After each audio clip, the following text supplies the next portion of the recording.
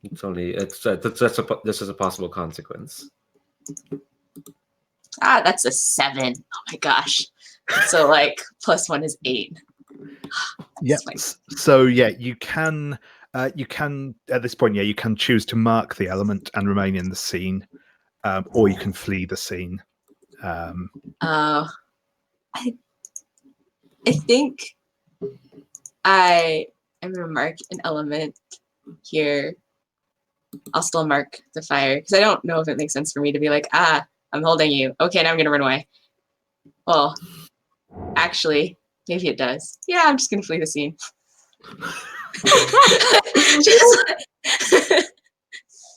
I think. I don't know. Do we need another inner conflict for your inner conflict? I think the player needs an inner conflict. I will say that like Dancer kind of like didn't notice or didn't care that you were holding on to her. Okay. But I don't know if you can tell that like whether just because she didn't mind or she had other things to worry about than you. Yeah. Okay. I'll just stay in the scene then. I'll mark fire and I'll just be like, you have to tell us more about these dangers. I mean, are they after Ivy? This is your former home, isn't it? How can you feel threatened here? Is this an attempt at a comfort or support? we're standing in the house of your home that got burnt down. How do you feel about this? No, it's not a comfort support yet. I think you say that, and like Dancer kind of like you see her wince at that actually. This is like normally because this is like a very special episode. Normally Dancer's quite stoic about this sort of thing, but again, you kind of caught her in a vulnerable moment. Oh yeah, her medal is marked, so she looks a bit not scared, but like kind of like a lower version of that. There was a time when this place could be seen as the safest in the realm, but well, times change. I guess people can just come and go whenever they want. She's not looking at you, she's looking like around you. I am going to study using my smiling proud wanderer moves. So I don't have to roll. It's the best thing I could have done. I guess, what does Dancer want?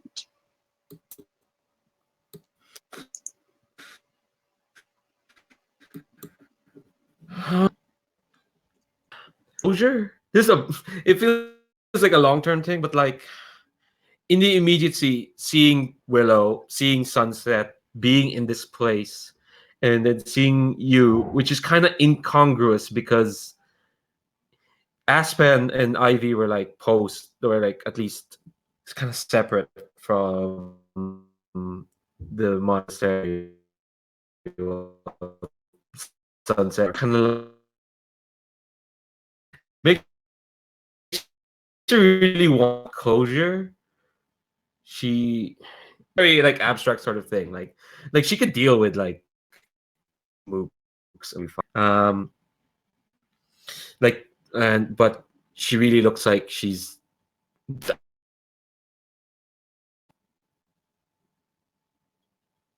like she doesn't know that she wants closure. I think is what Aspen will notice. I think Aspen will grab your hand then and be like, wait, come with me. Jade Serpent is here. Jade Serpent, while they have their faults, is still wise. And Ivy's there, so do I have to do something to see if you'll come with me? I don't. I guess. it's probably, I don't think it goes to the, it probably doesn't go to the level of needing a hearts and minds roll Okay. unless you feel like The thing is, I have a move that gives me stuff if I reject Oh, comfort, friendship, love, or Oh, it's support. so good. So I might need a better incentive. That might be hearts and minds. Stick around. So I took a move that called Hero love Shed No that. Tears. Wherein you reject someone's comfort, friendship, love, or support, clear an element, and take a bond with them. Oh, cool. it's amazing. I'm almost tempted because I know if you take me to Serpent, if you take the Jade Serpent, Yeah. or whatever the situation is happening there. Reject me. No, I think I'll go. I think I'll. No, Okay. no, I think I- you found her discombobulated, but she's not going to reject it. Maybe in the future. Okay. So I think let you like lead her, and like still collecting herself. Yeah. Yeah. My Also, internet. yeah, Yeah, my it is internet's kind being of annoying. breaking up a bit. Hold on, let me close.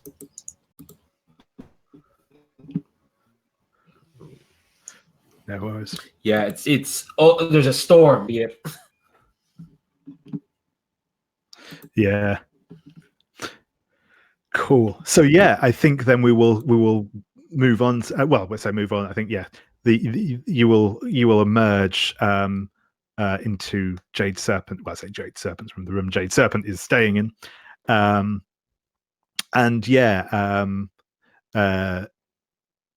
So Jade Serpent, what does the scene look like when they get in? Ooh.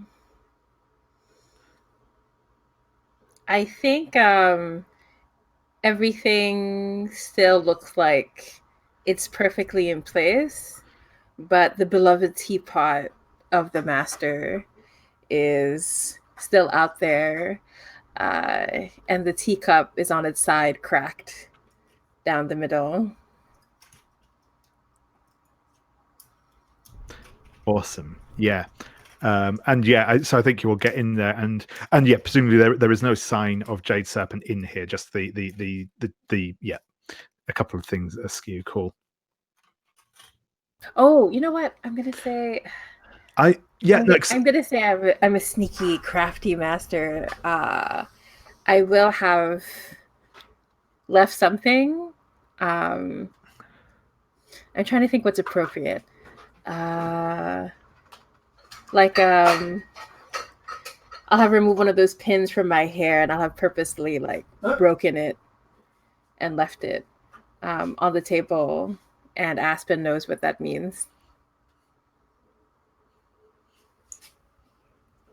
But basically, it translates to be careful, stay safe, don't come for me.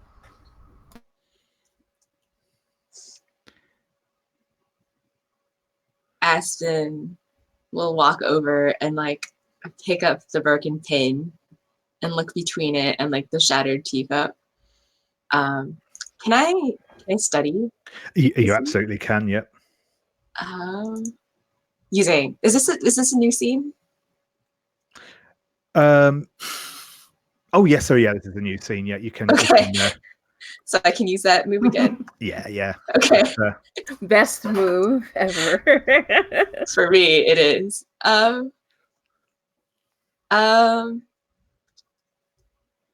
guess I don't know that. Do I know that? Is there something that ties this teacup to Jade Serpent, or not to Jade Serpent, to Ideal Dawn? Yeah, no. If that's your no, yes, I think that's you can. Yeah. I think it's just like little things, but it's like the way that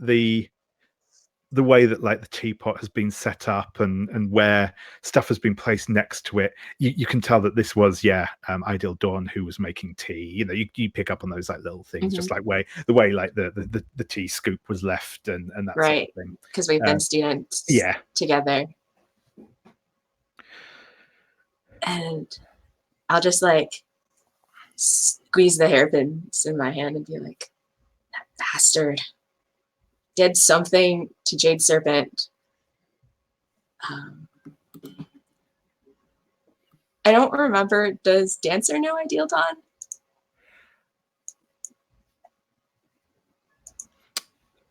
They I guess possibly Dancer possibly knows of them. I don't think there are any particular strong ties between them, put it that way.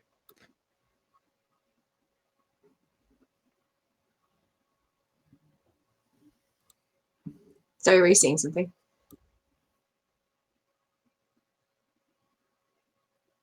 Oh, is Leandro frozen completely? Potentially. It looks He, like he's might have gone done, gray. yeah. I think he said briefly, but that was the last I heard of him. But now he's moving again. Say something. Yeah, Please. I'm fiddling with my settings. Yeah, no worries. Yeah, no makes worries. sense. Yeah. Yeah. Okay. All right. I'm just gonna lower my bandwidth. So means I can't see thing. anyone. Well, I can hear. I can still hear everyone. Cool. You can't see me right now, right? That's right. Yeah. But we can hear you fine. So cool. Damn storm. This is quite a wet lead day. So yeah, I missed. The question was, does Dancer know of? You know of? Probably. Yeah, just know of. I'm using the restlessly traveling wanderer shtick quite a bit. Like I know of Ideal. Yeah. In fact, you can. I'm going to say that, like in absentia, you can use that if you want. You can use that move on them as they've kind of been introduced to the story.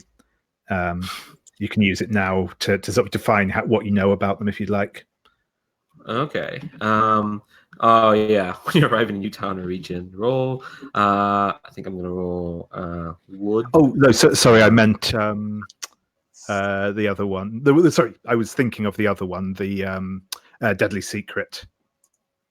Oh yes. Oh yeah, because yeah, what faction would they be? Would they be part of the 11 Devil Perfection Society? Actually, technically, now they count as a. For those purposes, now they count as a member of the Order of the Veiled Knight, the band of assassins. Yes. Oh yeah, assassin boyos. Yeah, to detail. Yeah, I think the main detail.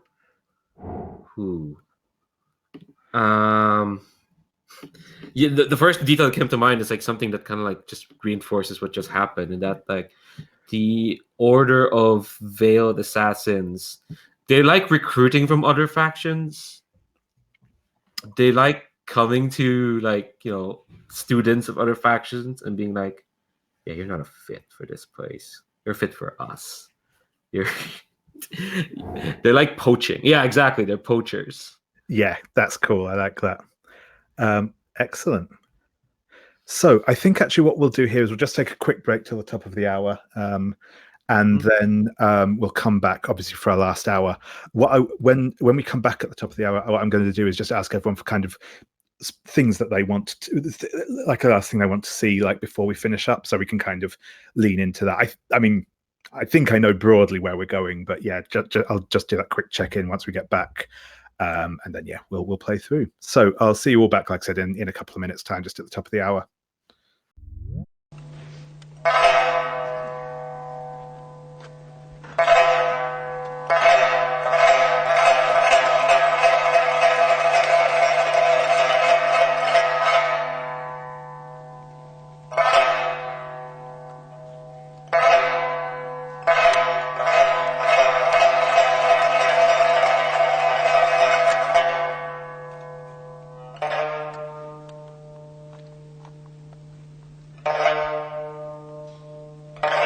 Hey, Leandro. Cool. I'll like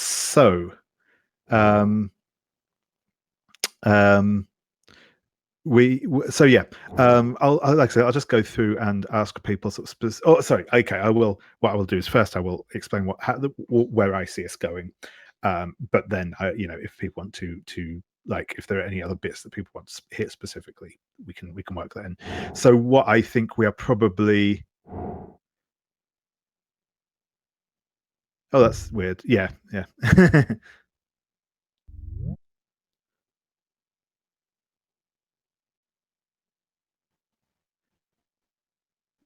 Did that sort it? Yeah, that was weird because I hitting over it like it was a nature documentary. This music was like playing, and I hear David's voice, and it's like, oh, it's like I'm watching a documentary on the BBC. What's happening? Why is this still going? Why are we going? Okay. Excellent. So yeah, as I said, I think the way I see things going probably is, I think we're probably heading to the point now where there will be a big showdown between all of you and, well, probably both Ideal Dawn and Onyx Talon. That's I think where the thing I see probably being a kind of big final scene, and then we'll do a bit of like epilogue and stuff for the characters after that. Are there any other specific points that people want to hit or stuff they want brought in? I'll go through character keeper order again. So Sabine, anything from you on top of that you'd like to see? I think I'd like to see my disguise revealed. Obviously, because I have only this one chance to reveal who I really am. And I want to, and also I want to see Jade Serpent miraculously come back from the dead and save the day. Awesome. On the dream of dumplings, yes. Indeed. So yeah. Oops, wrong tab. So yeah, Jamie, anything else that you want to see, sort of thing, in our last hour? Yeah, those two things Sabine mentioned, because I want to see Jade react to seeing their love that they had ignored reveal themselves, and definitely have that fun showdown. I'm looking forward to it, but I also want to see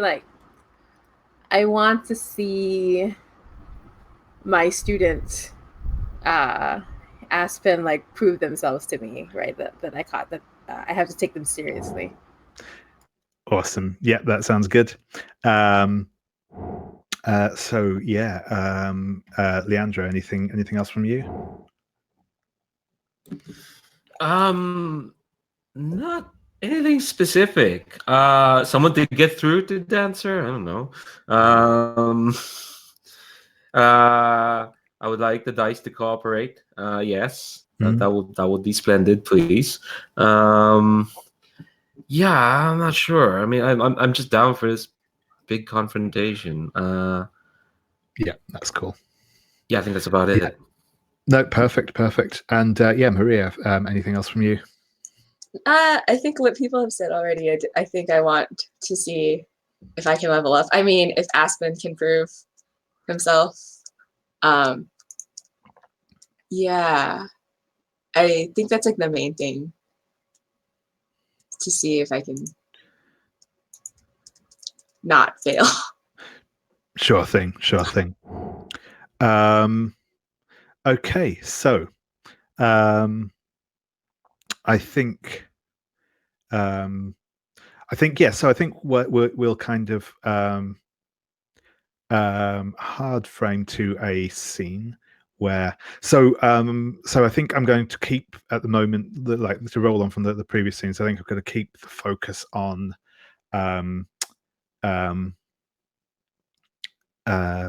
Aspen and Dancer for the moment, but both of the Jade Serpent and Sunset feel free to leap into the scene at the dramatically appropriate moment. So I think that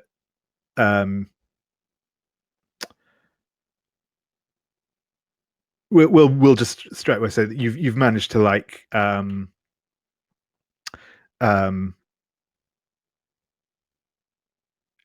you've obviously seen this something's up, and as you look, as you sort of look out the window from the room, you will see like a trail of footsteps in the snow, leading leading away over to one of the higher plateaus in the temple complex. You'll follow these, and you'll find an old shrine that is kind of overlooking. There's a big waterfall coming down the hillside. There's ice in the river below, but it's still more or less flowing because of the waterfall. Or is it a frozen waterfall? Is that cooler? Yeah, I think it's a frozen waterfall. Yeah, that's definitely cooler. And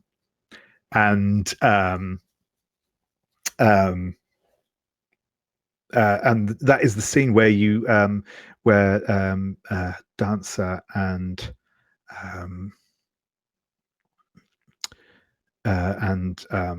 Aspen find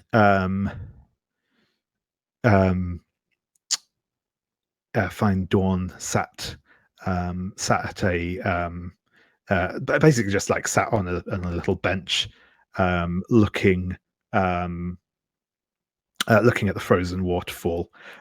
His sword still in its sheath is across his lap, and as he hears you approaching across the snow, he will kind of run his sleeve across his eyes, and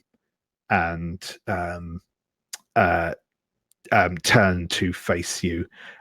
You can see his eyes are slightly red ringed from crying. I'm also going to mention the last bit of mechanic that I don't think we've touched on so far. There is a move called where is it? It's in the other moves tab, called New Technique. So basically what this means is that you can describe a brief montage to learn how you have kind of learnt about your enemy's fighting techniques, and it basically can give you increased scale when fighting them. So in this case, it would put you on an even keel with Dawn, if you would like to make that attempt.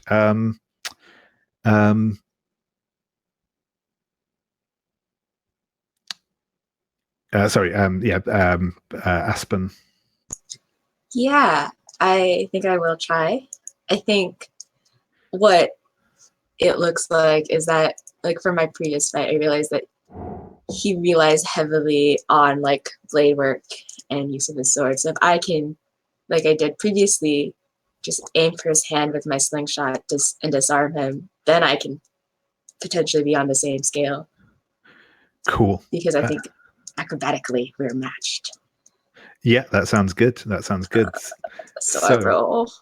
You roll with you roll with plus the number of times that you have you have kind of fought against them. So it will be +1 in your case. I mean, you've probably fought against him many more times than that, but in terms of on screen, yep.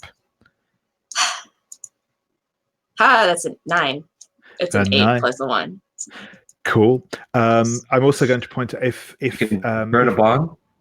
Oh yeah, that's true. You can burn a bond if you have an appropriate. I like how quickly Leandra said that. Burn a bond. Yeah. Yeah.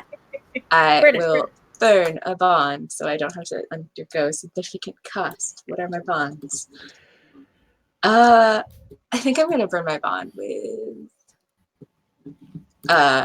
Jade Serpent.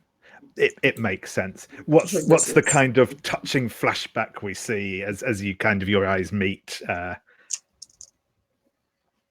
I think it's like the first time that the two of us stood before Jade Serpent as students. Like, I think, I don't know if it's touching so much as youths, we met eyes somewhat similar to this. And that's kind of like, oh, we are now rivals for teachers' affections. And yeah. Cool. So, you see for a moment it almost looks like he's going to hesitate, but once again he draws his blade, and I think he, and you can kind of hear the emotion in his voice, but it says, "So, Aspen, are you here to submit yourself as my student?" I just sigh and says, "What have you done? Why have you done this?"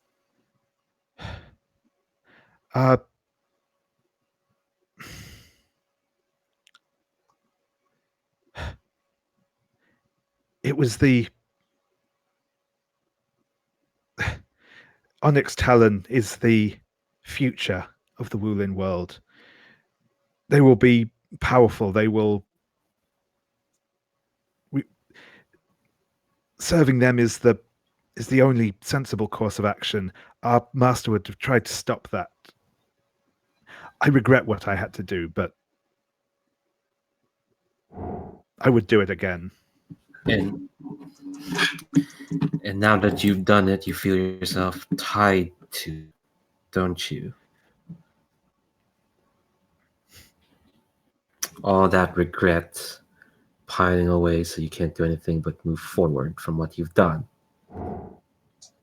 I know how Onyx Talon works. Seems his hooks got to you too.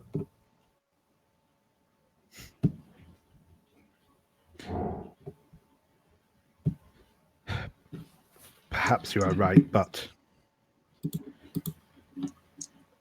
You don't have to do this. You can still, if you choose not to do this, you wouldn't be betraying Master. I have already betrayed our master.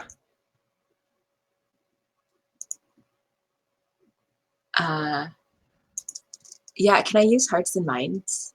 Yeah, you absolutely can. Yep, that you can. I think I will try to do this with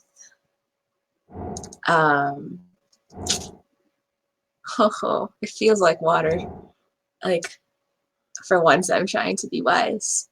But that is a -1. I just like to lose. Certainly. Like I said, I like to lose. That's a 5, -1 is a 4.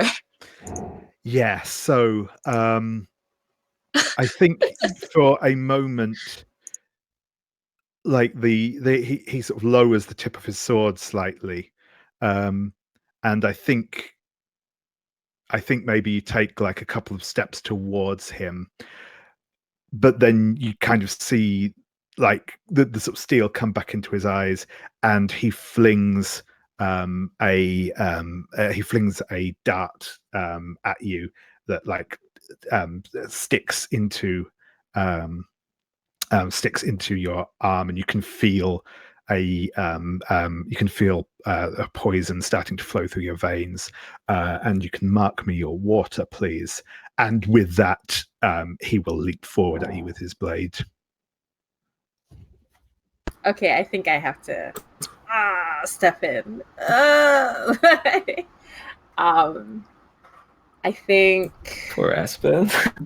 I know. I was. Oh no! Or should I trust Aspen with the poison? Because I can recognize the poison. You know what? Can I roll in a conflict? Can I just? I need to do it. Yeah, I that need to sounds know fair. if I can trust my student or. Okay. I'm just gonna roll. I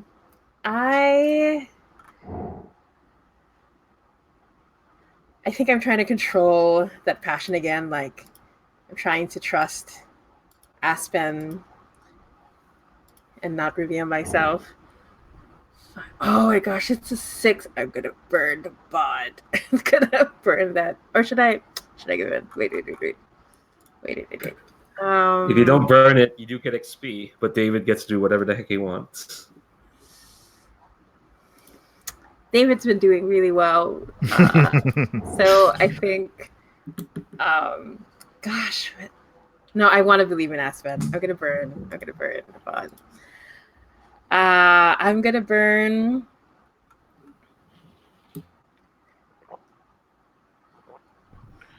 I'm gonna burn the one with Sunset Reed because I'm going to tell myself there has to be a reason why they love Aspen. They have to see a strength in them that I do not perceive.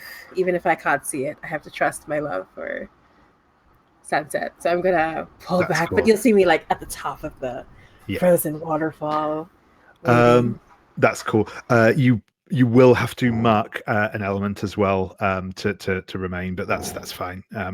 We can, and as we see sort of watching from above. I will also just get again, just to mention, I did mention it briefly in passing before, but it is possible to roll comfort and support in combat. It doesn't have to be kind of a formal like sat down conversation. If you do something to aid or assist with someone, you can roll that comfort and support, either just to do the normal thing of clearing conditions, or to immediately spend a bond on them to help boost their rolls and stuff. So just I mean, probably not applicable in that case, but just to bear in mind sort of going forward. So I think we see at the moment only the camera sees the master watching over this and sort of biting their lip and holding back as dawn surges towards Aspen.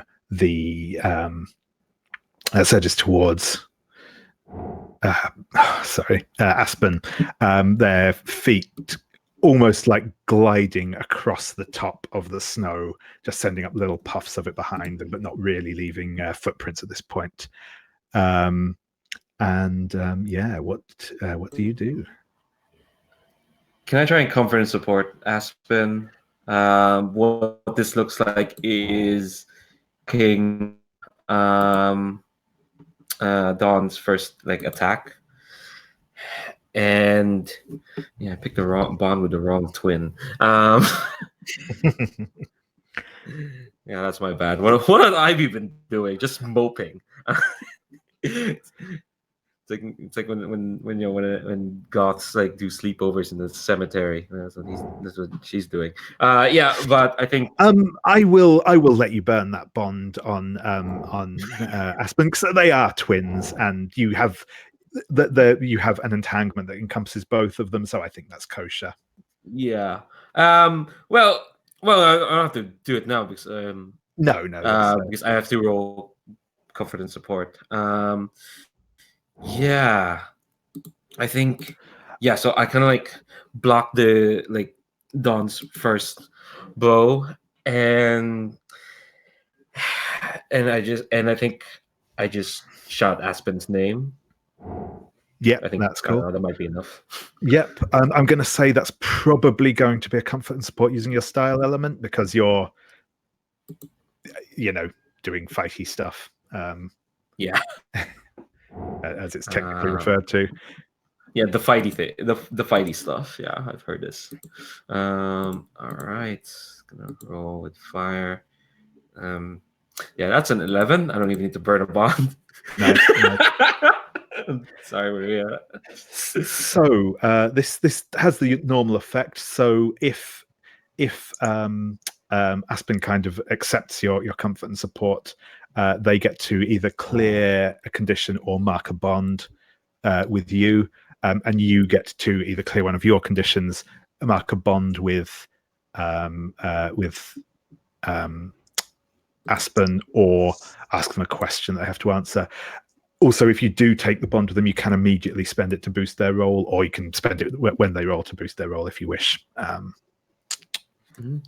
I'll take a bond. Aspen definitely takes the support. He is in love with Dancer. So he jumped to protect me. Heart eyes. And so I will clear my fire mark.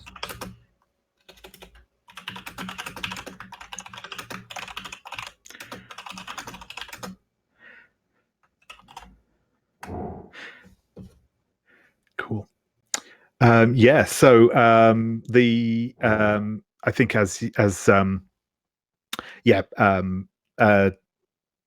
Dancer comes in and parries that first blow, and I think that like he lashes out and strikes Dancer and pushes her back. You obviously still got your footing and stuff because you're good at this.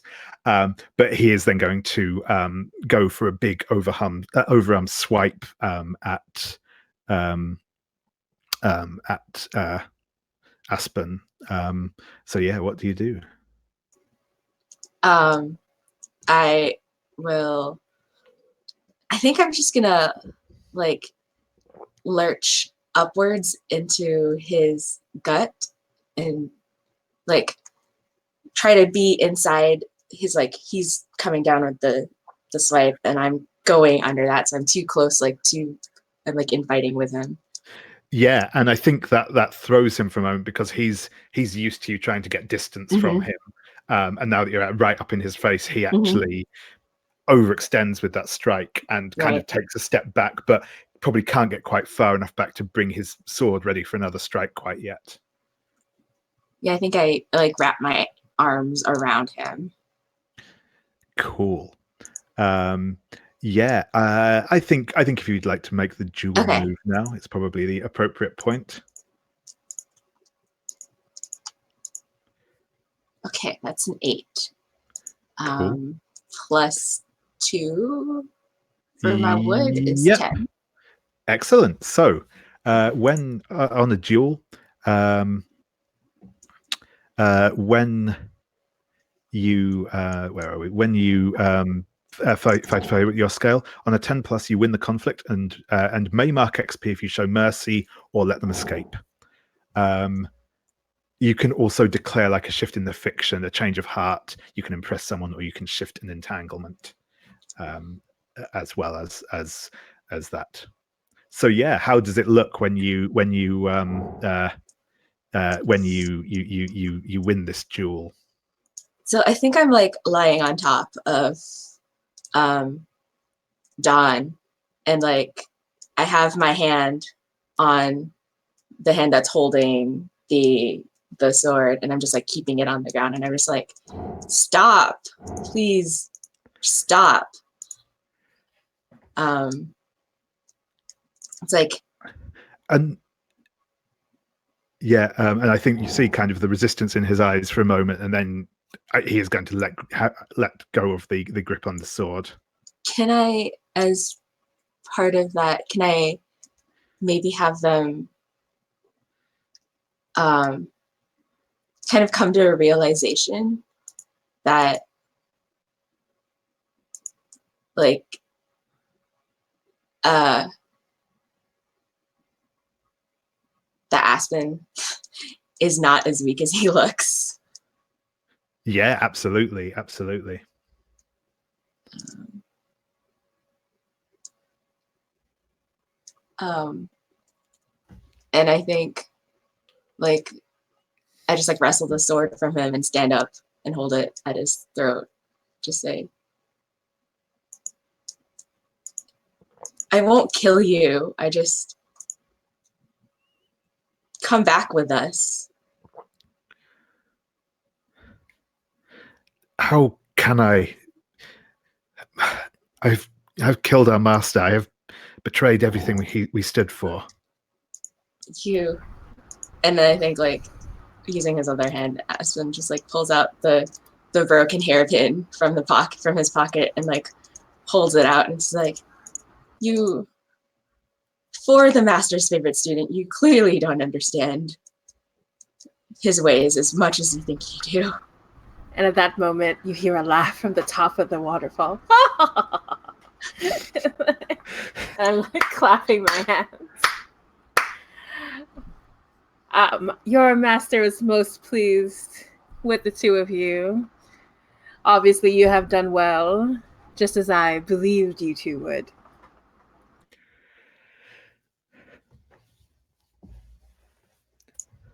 I like throw the hairpins down and it's like, Master, is this a test?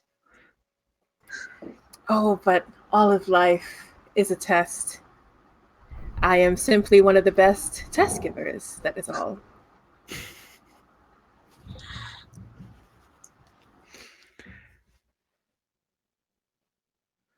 And I'm going to jump down from the waterfall, land gracefully next to the two of you, and I'm going to hold out a hand towards Dawn, and I'm going to say, there is nothing to be forgiven. I understand your heart. I understand what you want. I understand how easy it is to give in to fear. But in the same way I believe in Aspen, why don't you believe in us? I'm going to roll hearts and vibes, if that makes sense. Absolutely, absolutely. Okay, all right. I'm going to roll. Let's just go for it. Oh my gosh, what am I clicking? Yeah,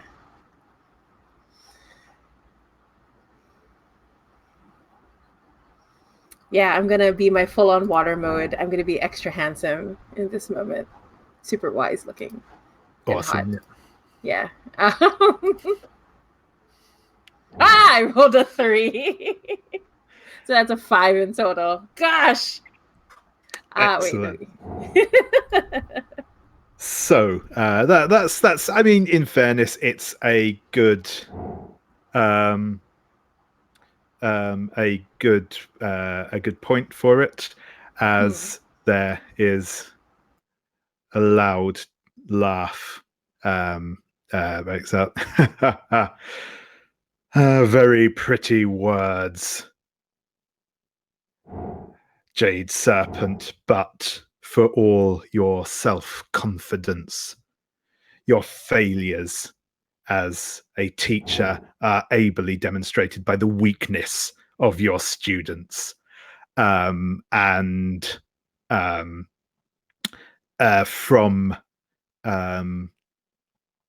I think actually they come down from the top. There's a sort of taller,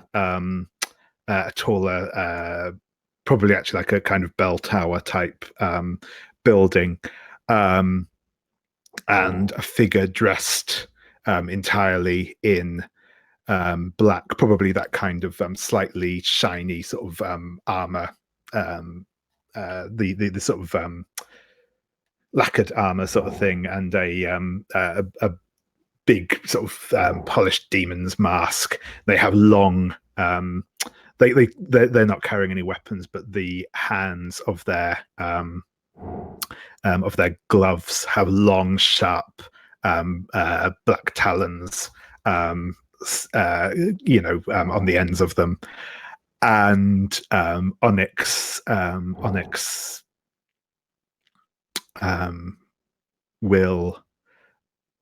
Onyx Talon will leap down, and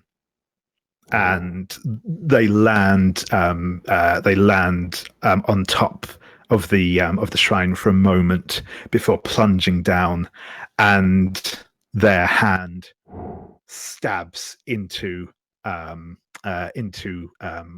Ideal Dawn's chest, and you get those kind of that little trickle of blood down the side of his mouth, and he turns to you,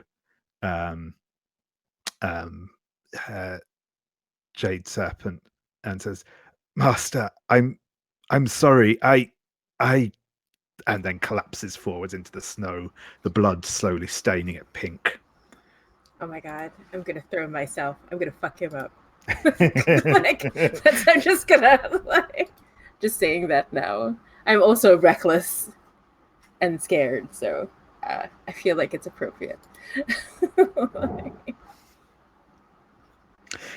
Excellent. Yeah. So yes, how does it look like as you come for him?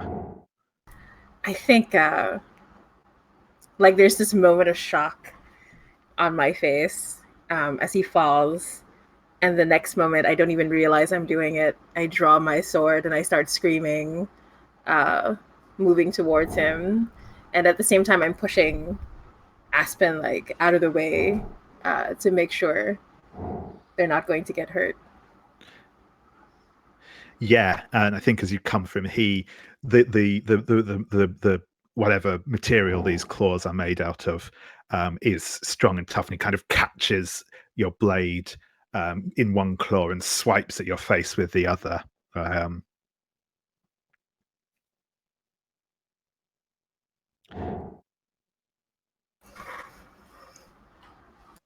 Can I, like,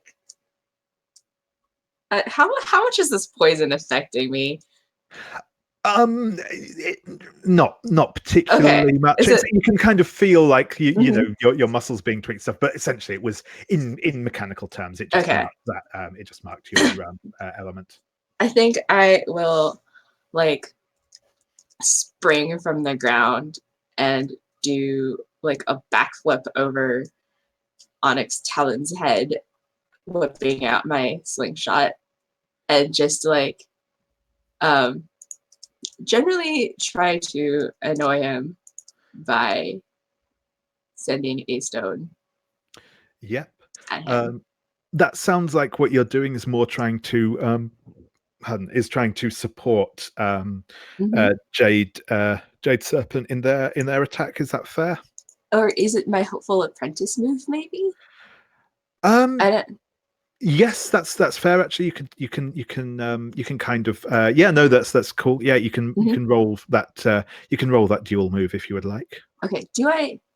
So do I mark an element to keep my clearly superior foe busy first, or do I mark an element or do I roll the dual move first? So I think, let me read that again. I think you will roll first, because if essentially you don't get a hit on them, then you won't have the opportunity to sort of entangle them. Yeah, sounds good. I am rolling with. Oh wait, this is a duel. That's wood. Cool. That's 8 on the dice plus 2 is 10. Perfect. So yeah, you are able to distract and keep them off balance. So how does that look? I am gonna mark fire again, and I think it's just like because I'm acting with speed here, and I'm basically just like acrobatically flinging myself all over the place, shooting pebbles from my slingshot as fast as possible, like peppering him on the mask. Being an annoying person. Yeah, and I think you can see it sort of getting to him as he's trying to keep his attention focused on Jade Serpent. So I'm going to throw this to I think I'm really bad with names today. I don't know why. The Sunset, if you wish to make your presence known. I think I would like to do that, yeah, because we have all these waterfalls you can jump down from, right? So I guess that's what I think I'm going to do. I'm going to jump from a waterfall and in front of him and say, hello there. Remember me? I did your bidding once. I will not do it again. Of course.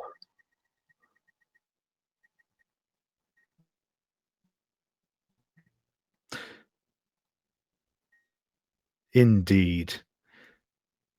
You and your people were insufficient to the task, it would seem, but, well, that is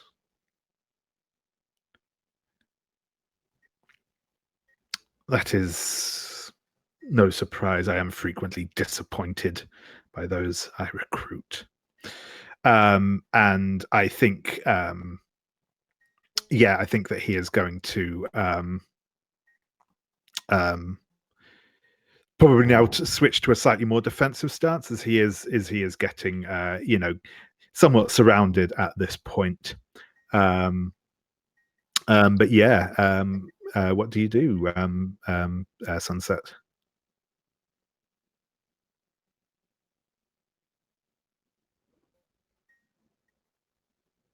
Oh, has Sabine frozen now as well? Yeah. Sorry. Hello, am I there? Yeah, Am no, I you seem to be back now. Yeah. here? Oh, okay, cool. Yep. So I think since I am here and he's above my scale, I assume. That's correct. Yep. The way I'll Okay. probably do is once sort of enough of you get involved with him, you'll be able to bring him down to someone's scale. You know, with enough of you kind of keeping him occupied. Oh, then I guess I go and keep him occupied by I guess let me see, what can I do to him? I think I guess impress is not really the thing I want to do. When I pressure someone susceptible to my words, say what I'm trying to do, I will attempt to intimidate him quite simply, because he is right now standing in the presence of more than me. And he is alone because his foolish hench persons he might have think will aid him will not, because I think they are nursing severe headaches over there, and he has maybe taken a step too far outside of his comfort zone. And right now, it's just us. And I, personally, am absolutely willing to die just to see Elegant Aspen go free from his tyranny. Excellent, excellent. Yeah. So you'd like to make the roll? Yeah, that's a hearts and minds roll, right? Yep, that's right. Yep. And I'm making this with. I'm going to say you're probably not going to be able to actually get him to back down entirely with that, but if you get a full success, he will be essentially, that will help knock his scale down, and obviously the lesser results can give some benefits. So yeah. I think at this point I will have to use water because the other things aren't really useful. I've got an 8. Yeah, I've got an 8. It's fine. Yeah, sure thing. So I think that what this looks like is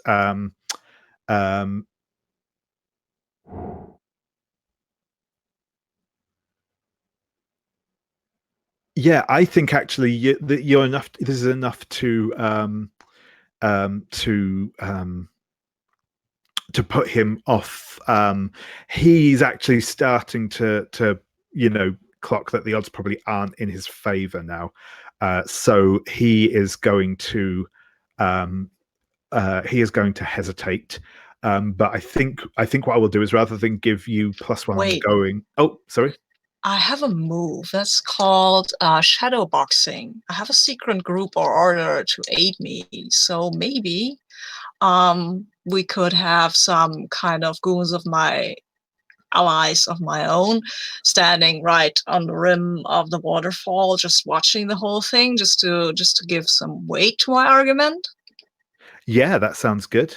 But they have to roll for that. So yep. Let's see how they do.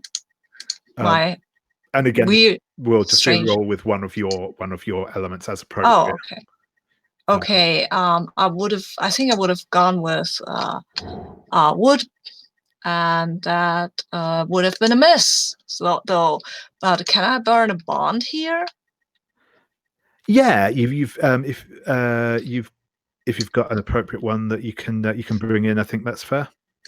I think since I'm doing all of this for Elegant Aspen, I might have inveigled my secret group of order to aid me, to come to my aid by invoking the name of this young Shan person. So I get up to a 7, and that means they do so with attention or reduced effect. So they're there, but they're not very intimidating. But they're still there. I think so. Yeah, I think actually what this looks like is we see. So rather than kind of what you were exactly expecting there to sort of see them there, we see that they are up there and they are engaged in a fight with some dastardly looking black clad assassins, and there's kind of that big, a big sort of melee scene going on up there. So yeah. But yeah, I think that will be enough to kind of essentially give you the full effect on the intimidate. So that's essentially kind of knocking him down another scale. I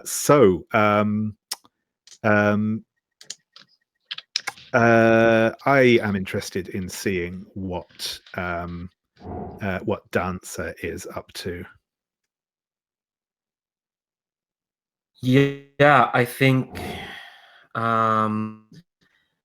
all this, and he's kind of like he's staggering a bit and whatnot. I think I just kind of like. Well, the thing is, I don't have any entanglements involving him in a conflict in this. So I think I just shout his name for everyone to hear, so that his attention is on me, because he clearly has not noticed Jot all this time. He's too busy pontificating that and sunset. So I shout Zhang.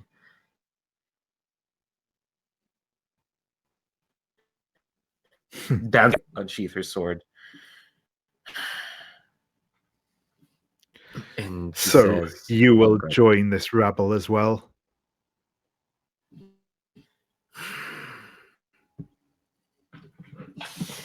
Father, you are a blight upon the world, and if it means joining to rid you of your presence upon all of us, then yes.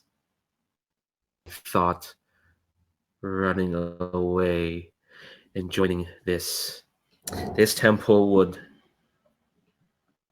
help for your sins, but that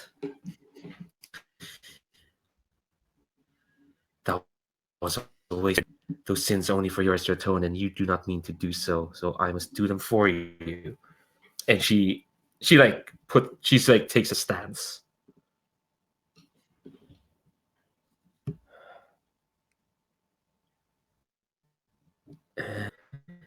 Yeah, let's just do this. Yeah, and I'll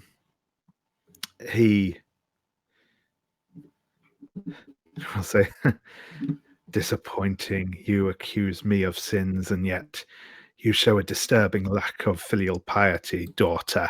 And he will lunge towards you, and again he will sort of rake towards you with these sharp claws. And I will totally attempt to get in his way. Awesome. So yeah, I think again, if you'd like to roll a comfort and support for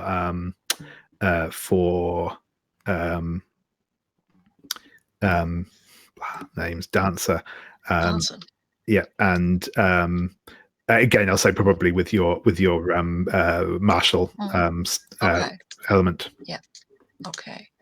Come here. Yeah, I've got an 8. Okay, cool. So yeah, Dancer, you can either clear a condition or take a bond on, or I suppose if you wish, you can reject Sunset's attempts to assist you and insist on doing this by yourself. I should have taken a move earlier that made more sense at the start of this session. I'm not gonna reject that. That's cruel to Sunset. I'll take a bond with them. I feel like I'm gonna need all the bonds I can. Yep, certainly. So yeah, I think the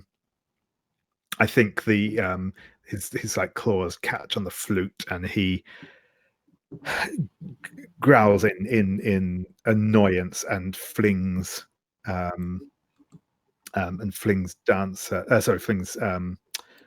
Sunset back as he turns back towards Sunset. Sorry, Dancer. I'm I said names not working today. What do you do? I didn't. I think seeing what they just did, the sunset, it's just Dancer is just. I think probably earlier she probably would have like let go, like all emotion wise, but I think just seeing that kind of like just no, she's big and flashy. Well, that's kind of like what I imagine. It's like a big. I think Sunset gets flung away, and I think Dancer doesn't even like want to sit and think about what just happened. She's just gonna like lunge forward and carry her. Awesome, and I think we'll go for the dual roll there. And I will say at this point, you have kind of messed with him enough that you are on equal footing with him. Okay. All right, that's an 8. Do I have enough bonds to burn for this? Oh, okay, I have 2 people in this scene. I can burn more than 1 bond, right? I believe so. Yes. I could be wrong on that, but I'm happy to let that go. Oh yeah, it says here you may use multiple bonds in a roll. Okay. So I'm gonna burn the bonds I have with Aspen and with Sunset, which makes hell of a sense. So that gets me up to a 10. Perfect. So on a 10 plus, same choice as before. You, if you choose to show them mercy or let them escape, you may mark XP. And regardless, you may declare a shift in the fiction. I want to see if he wants mercy. So I think what this looks like, Dancer just like gets the better of him for sure. I think, and Austin and Jade are helping as well. I don't like say they're just standing there. For sure. Like Jade has a. I do want to know what they're doing to like help out.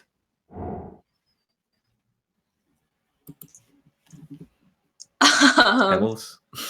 Well, or maybe as Onyx was busy fighting Dancer, Aspen crawled over to where Ideal Dawn's sword was just lying on the ground and has just like now picked it up and is sort of supporting by just also like flanking Onyx with the sword aimed at his throat or kidney.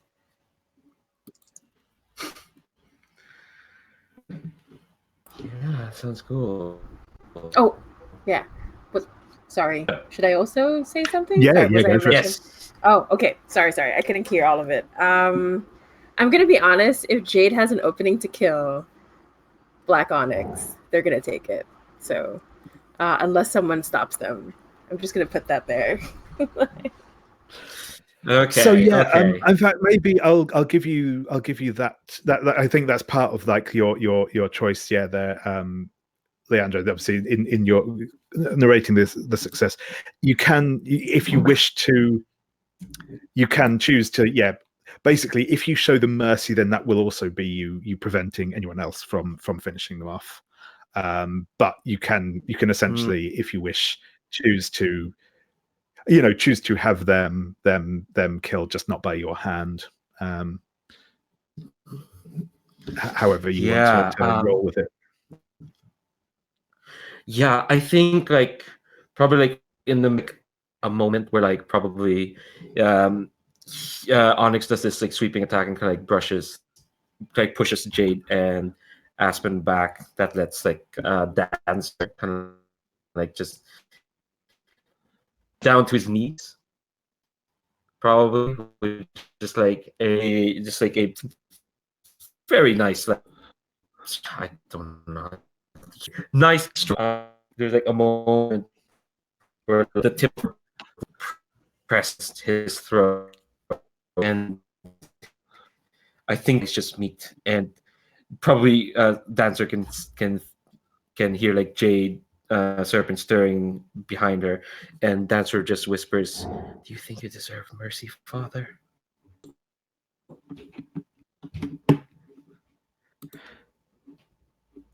Mercy is weakness, daughter.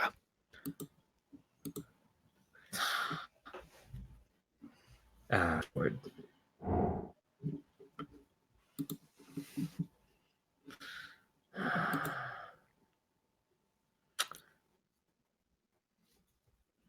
It's like Dancer will run towards sunset. She drops her sword, runs to where sunset is. Yeah, I think Sunset is pretty much okay, I guess. I think they were Yeah. on their feet again. But yeah, they stand and look at this, and they say,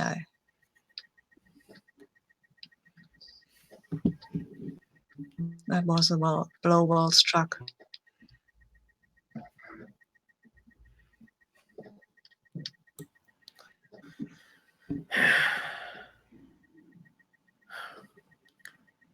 I think Dancer kind of like glances at the body. The sword is back at the dead ideal dog, and kind of like, Will you finish it now? she says,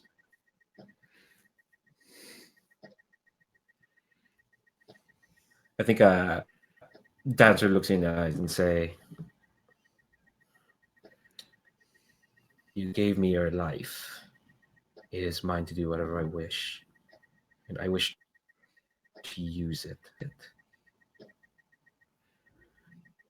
Meet me at the village in a few days' time." I will do as you say. Say anything? Yeah, so I think I'd just like to get a last. Yep, cool.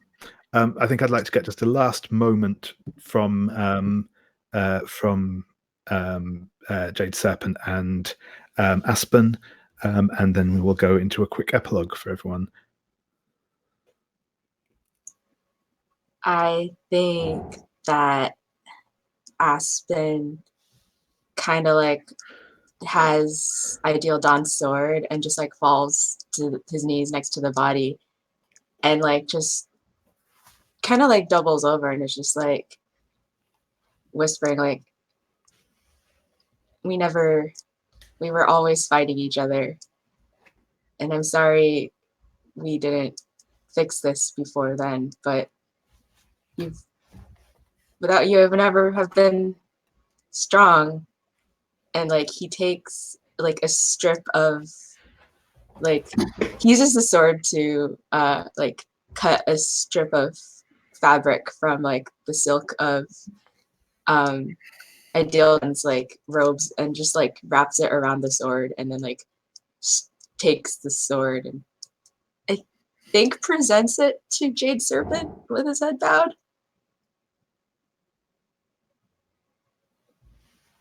I'm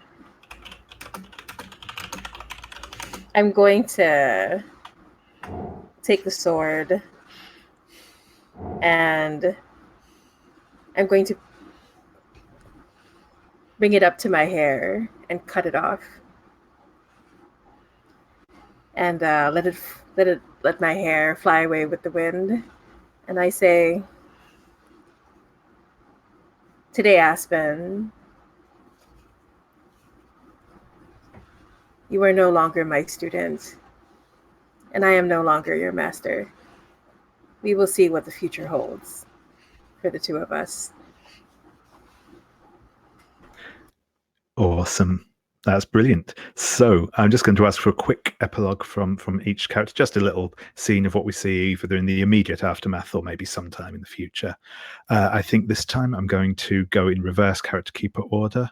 So Aspen, if you'd like to just give us a little last vignette. I think does Jade Serpent take the sword, or do they let? Yeah, I take the sword. Okay. Yeah. I think.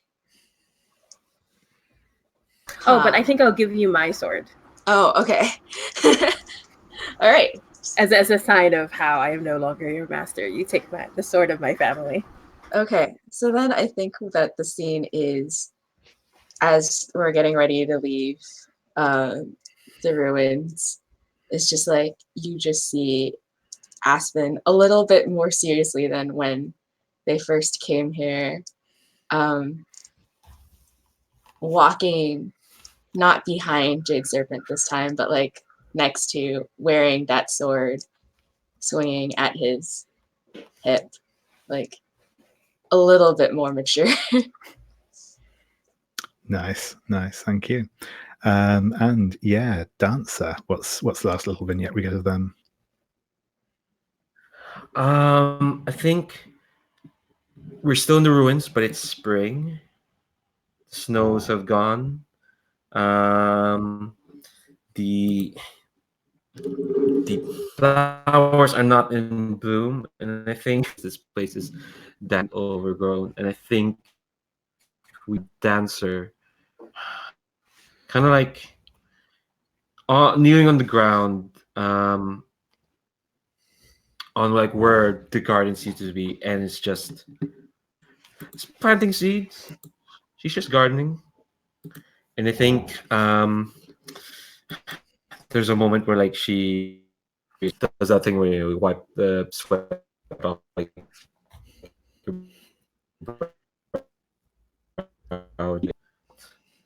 clearing out rubble, cleaning stuff up, setting up stuff. And when she sighs this time, tired, resigned, it's just a bit more content. Nice, thank you. And Jade Serpent. I think when we see Jade, a little time has passed. When they return with Aspen, they put the mask back on, so they're cracking jokes and laughing and acting insufferable as usual. But when they head back to their room, they open this big fancy closet, and they open it up like it's obviously a very expensive heirloom, and there's this box with a set of red robes in it, and Jade slowly changes into it and says to themselves, "And now I must fulfill the rest of my destiny and accept that this Jade must now turn red." Nice. And finally, Sunset. I think Sunset Reed is in spring at the temple. They're not gardening, but I think they're standing kind of guard at the top of one of the towers, just looking out and watching for bandits or, I don't know, highway persons or anything that will come and try to attack the temple or the village. And you can see that there are some villagers coming up with, I think, tree things, I don't know the word, planks or something like that, to rebuild the temple, building materials coming up. And it's not taller than the waterfalls. No, it's not. It's just standing there and they're just standing there and letting their hair fly and watching over the villagers and watching over dancer gardening and watching into the distance where they maybe in the far distance they might catch a glimpse of Elegant Aspen, maybe. Lovely. Thank you very much, Evan. This has been great fun. Thank you all for playing.